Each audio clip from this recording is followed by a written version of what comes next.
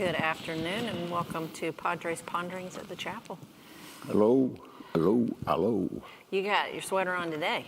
Advent, Pretty. blues for over here, purple for over there. Exact color as our candles over here. Mm-hmm. Very nice. Yeah. Chilly Woody got my long sleeve sweatshirt on.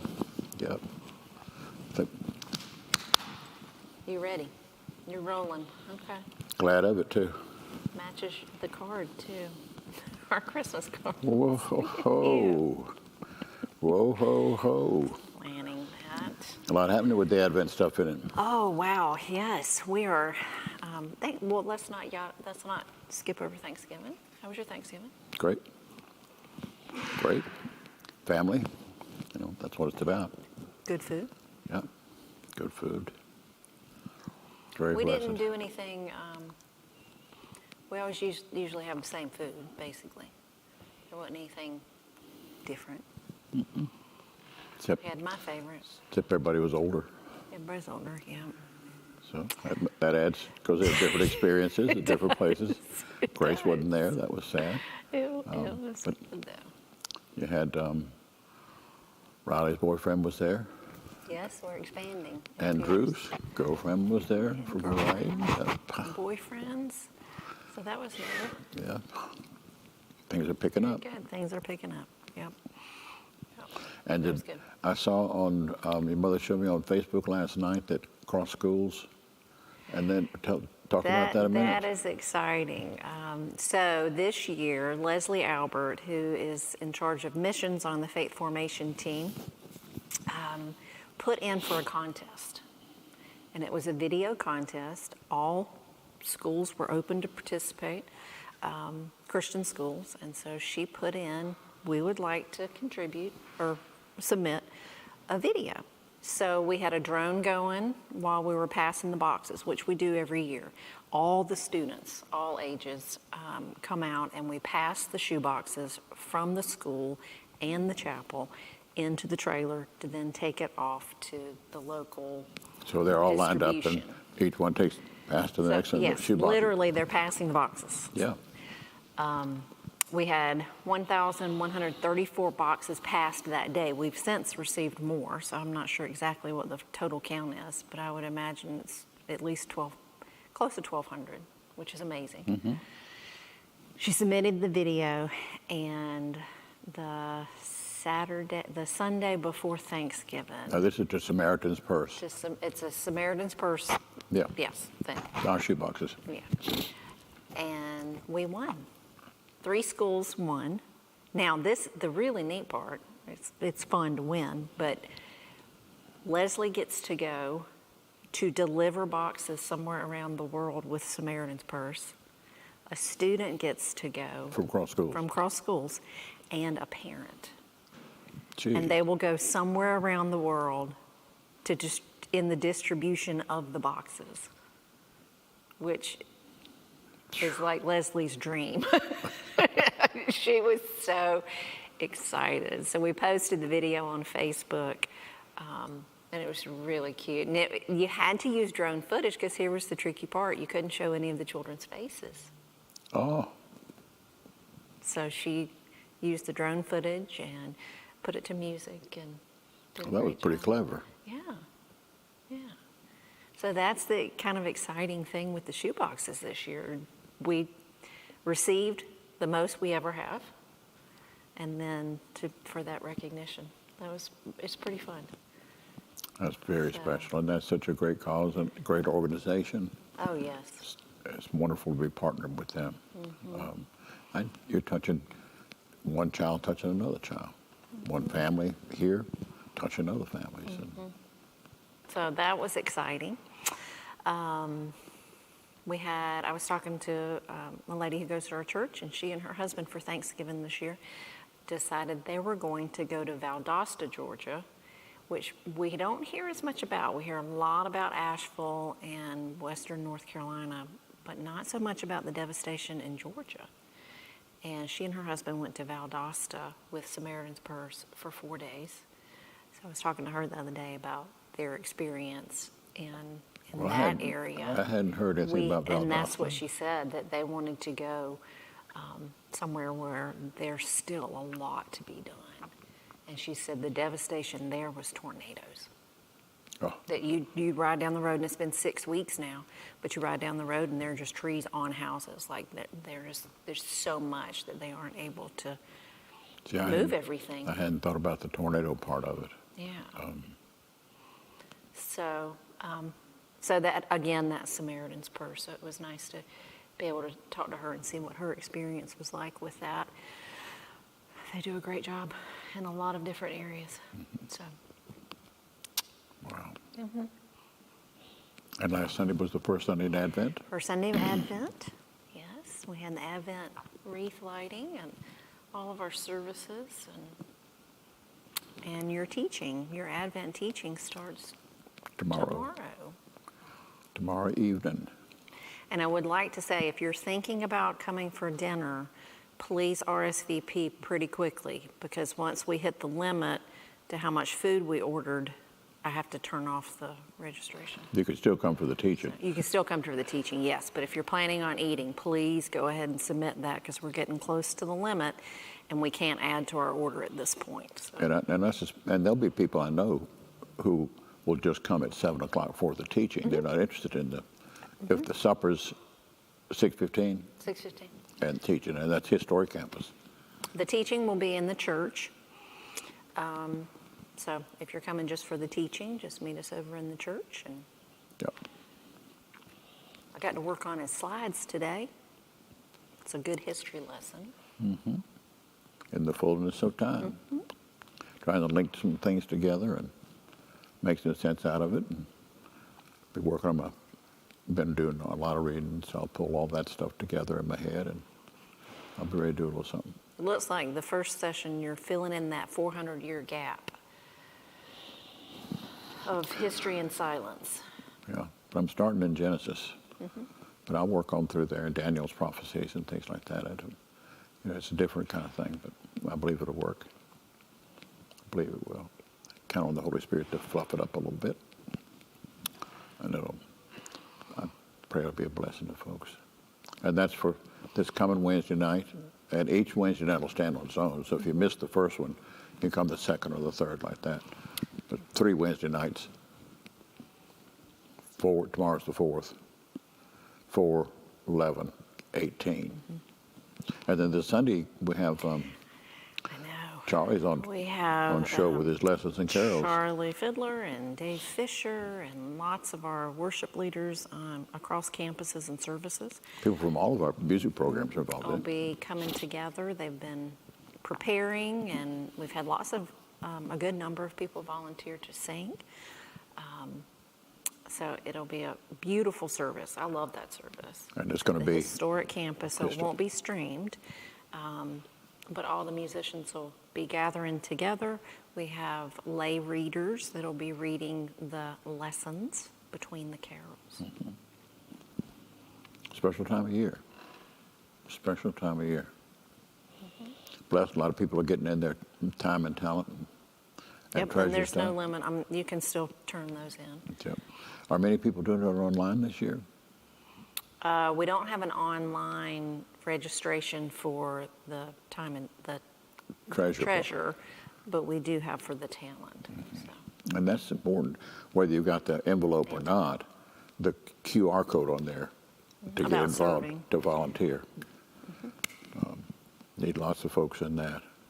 And of course, we need your financial support as well. So, and you could drop it in the basket, you can bring it by, you can mail it in, whatever. We have extras at all campuses too, Sure. if you've lost Please just- yours or misplaced it or need a new one. Yeah, please don't forget about all that.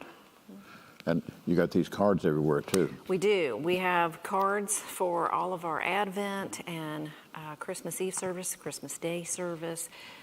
It's a lot to keep track of, so that's why we have a good visual for you to keep at your house, on your refrigerator, or by your phone, wherever you like to have things handy to see. And then grab extras. Got plenty of them this year, and invite them. They're really invite cards. Because as you always say, people are hesitant in coming to church if they're not used to being in the church environment, except at Christmas. Christmas is the biggest outreach time there is, way more than Easter. Easter's for insiders. Easter's for believers. But everybody has a Christmas experience. Everybody's got some Christmas memories. Everybody knows some of the songs.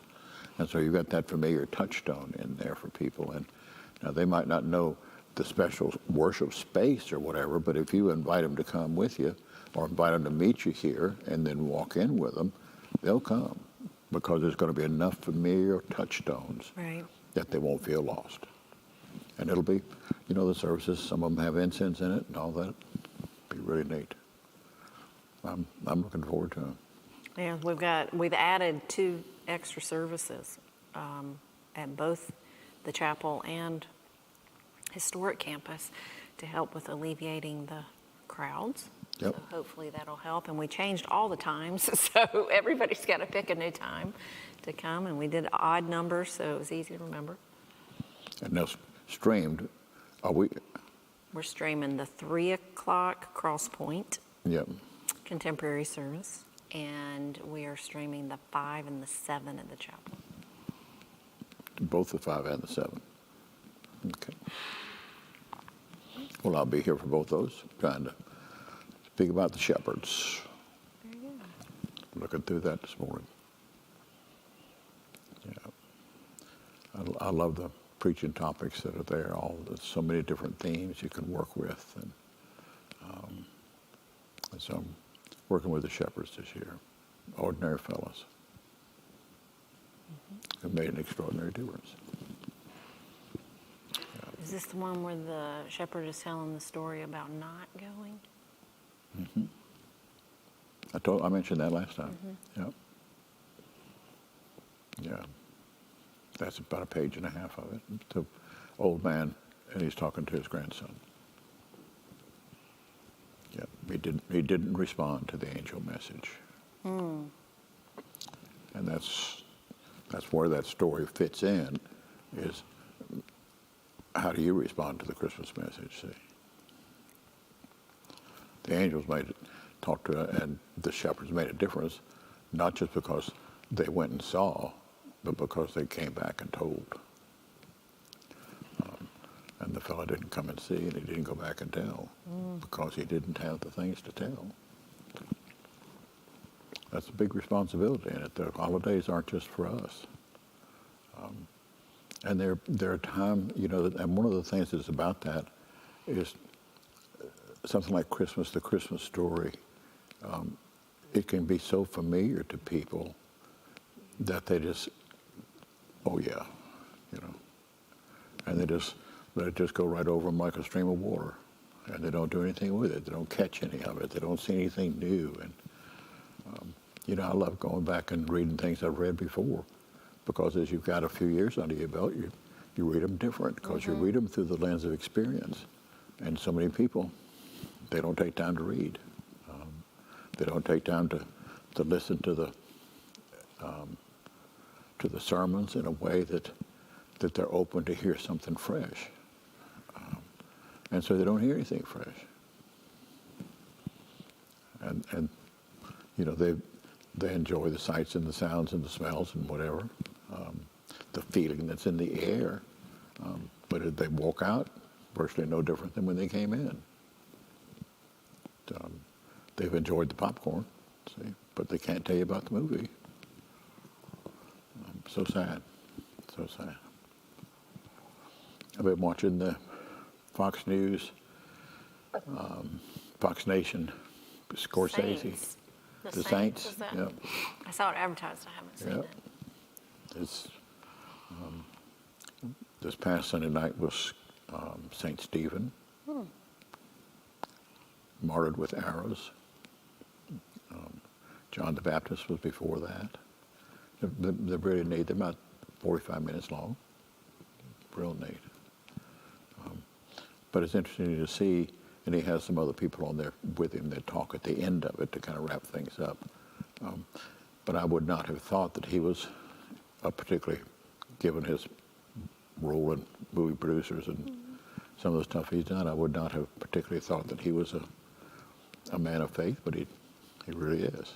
So, and I think that's one of those things about many people is they are people of faith, but they keep their faith undercover. because the repercussions, again, he's a big Hollywood guy out there, the repercussions can be pretty tough.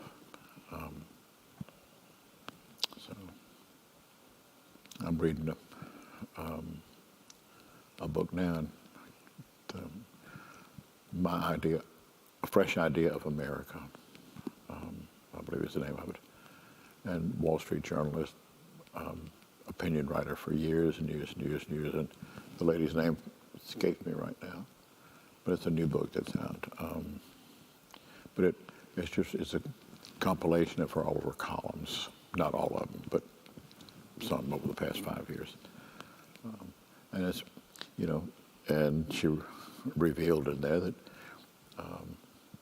that she's a Catholic and that she's a conservative Catholic. And so she has laments from time to time about she worked for the Wall Street Journal and how the opinion page is shifting and people in America just aren't seeing through things.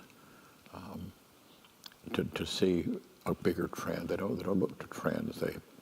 And the whole digital thing, people are into. Give me the Snapchat version or something like that. Just give me something to click onto. And the thing is that on those articles that are there, you can click onto it. Then they're saying read more, and then they don't read more. They catch the cliff notes, boop, and they're content with that. And so they live in life. They're living it on the surface. But the opinion people take you deeper than that. But the newspapers' opinion pages are disappearing. So, because they don't like your opinion. Right. And if you're a conservative Catholic, then you may not be in the right place. So, True. Anywhere. So, but she's a great author, great writer, very, very learned. Very learned. I enjoy reading it. Got a few more pages to go in that. But I'm looking forward to this time of year. Mm-hmm. Enjoying this time of year. We've got the wreaths up. Yes, Dave Fisher, Deacon Dave, put up our wreaths this year. Mm-hmm. They will change out the ribbon. We'll change out the ribbons. Yeah, because it's for purple. Christmas. Purple now. Well, blue over here. Yeah, but, blue. Purple on the other campus. Everything will be red. And that the wreath just always reminds me of that circle of life and the rhythm that goes from Advent all the way through Trinity Sunday. And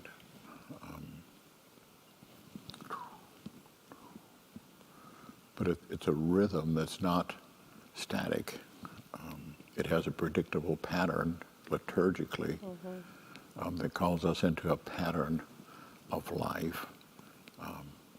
But within that pattern of life, there's infinite number of deviations as we live into who God created us to be. Part of that pattern of life, this Advent, we're adding in, this morning in this space, we had morning prayer at 9 o'clock, and Advent, we're adding in Thursdays, and that will continue after Advent, but we're adding in Thursday morning prayer on the historic campus. Now, the evening prayer on Wednesday evening is still going to be here in the chapel. It's still here, because there's enough time. It's in here at 5:15, and then if people want to go over to the teaching, there's plenty of time to get across there. Okay. So morning prayer here at 9 on Tuesday morning. Mm-hmm. Evening prayer 5:15 here, Wednesday evening. Thursday morning, 9 o'clock, historic campus. All right. And the other service times don't change, except we add in Advent lessons and carols. Mm-hmm. So I think it'll be interesting to have the historic campus open. The traffic and the visitors and everything in Old Town is just continuing to increase. But to be able to have the church open on Thursday mornings, if anybody wants to come in for prayer, whether you're a part of the congregation or not. But it's a morning prayer service. It's a morning prayer service. And it's then not a tour for docents, but yeah. If people want to come in on that side of Because the town. docents don't start until 11. Docents start at 11. Yeah. And I imagine the children are all excited over at school. I have not been in the building. I'm headed over there after we wrap up. So I bet they're on I top checked of it. in on a couple of teacher friends yesterday to see if they survived the day back. They said it was wild. So they would have 3 weeks? I don't know what day they get out. I think it's the Probably 20th. Probably 3 weeks. Come Probably back a with, half day on the 20th. yeah, 3 weeks, I think. So, and during that time, there could be construction. So, on the back side of campus. So there might be on Sunday mornings. We'll see. Waiting on some permits, but might be a little new traffic pattern on campus. Yep. So we'll see. Expanding that, adding a cafeteria, another Sunday school room, another nursery room, some office space. Upward and onward, by God's grace. Yeah. By God's grace. And stuff. there may be Something else. construction starting over here, We're right going to by have the construction chapel. on two ends of campus, it seems. And you begin to see some of that netting over there, and they'll be moving in those big containers for trash and stuff. But out there, as they start to build a columbarium, there'll be some destruction that Which is has to on take place. this side of the campus, Yep. by the chapel. There'll be some destruction has to take place before the construction takes place. So, but that'll be a pretty project and be through by Easter time. Wow. Yep. That's all lined up, all the permits in hand, and everything. I think they'll start this week or next week. Next week, I think it is. So, need to put something in cross cards about that. Maybe we'll put a picture so people have a visual of it. Yep. Yeah, that'll be special. Have a fountain in it. A fountain. It'll be a wall. Has a wall. gate. It'll be a kind of a walled space. Yeah, it's separated away. You know. So it's Sacred. it's a separate, it's a sacred spot. It's not go play ball, And one of the, I love the columbarium on the historic campus, but it doesn't have a space apart that people who are in that area respect. So. And people don't read signs, even though it says what it is. People don't read signs, and so yeah, that'll be nice. Did I tell you about the columbarium? I think it was Lisa Cerisi told me this. Oh, people just don't. And there's you got the names and everything. Yeah, the names are all there, but at the end, as you walk around the church from the front, there's a thing like this is a sacred space, and to observe it for that. That's another story. Anyway. Yes. So what do you have going on? Prepping for still getting volunteers organized and planned for all of the Christmas Eve services. Need a lot of volunteers for Need that, a don't you? lot of volunteers for that. So if you're interested in Because helping you out, got candles at all of them. right, and it's a greeter or an usher. That seems to be right now the biggest need is just welcoming people in. So if that's something that you want to do just for Christmas Eve, you don't have to do it all year long, but we definitely need people on Christmas Eve as greeters. And then for the Cross Point service at 3 in the afternoon, is that a communion service? It is. I'm determined. We're going to have enough people to serve. So that's the big thing I'm working on, because we have to have, knowing how many people historically we have at that service, we will need 16 people helping to serve communion. It's totally possible. Yep. It's going to happen. I feel confident. Praise It's gonna God. happen. Praise God. Yeah. So that will be a communion service. We will have, on the card it says nursery and children's program.